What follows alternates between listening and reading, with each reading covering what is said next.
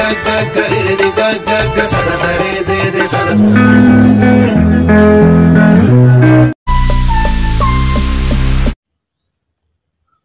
जगन्नाथ। मु दिवाकर आपण मानक स्वागत शुभेच्छा शुभकामना। आम स्वास्थ्य आम दायित्व। आज योग प्राणायाम आसन है सुप्त वज्रासन योग अभ्यास।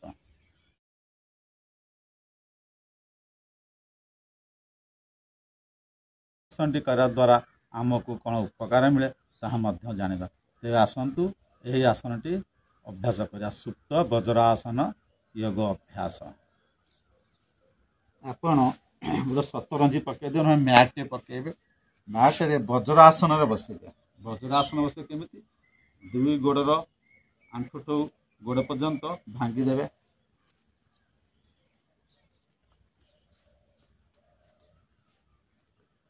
ये भाई जन बसिली दुई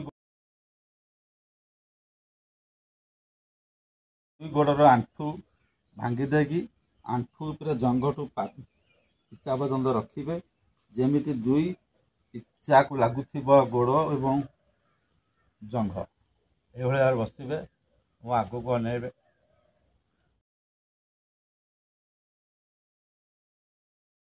निश्वास स्वाभाविक नहीं छाड़े।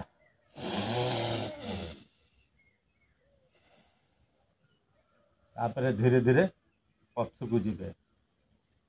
आप निजको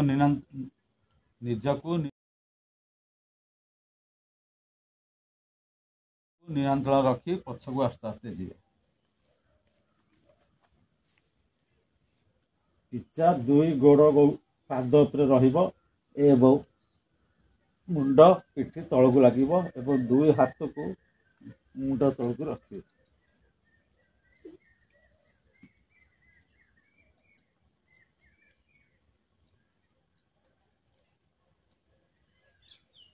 तो से दुई हाथ को एमती जोड़ी एमती रखिपारे।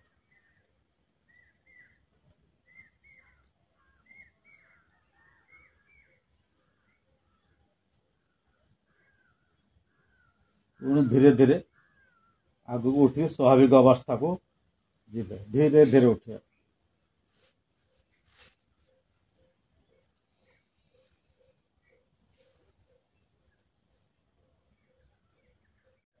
निश्वास स्वाभाविक धीरे धीरे पछकू जीवे।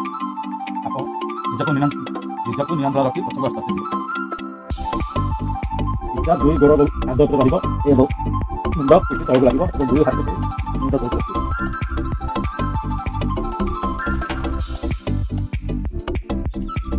दुई हाथ को एमती जोड़ी एमती रखिए।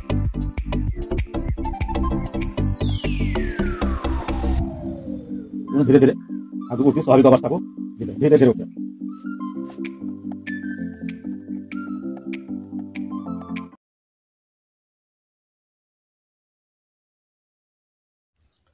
यही आसन करने द्वारा पेट एवं जंघरे अत्यधिक मात्रा चर्बी गुड़िक कमी थाए।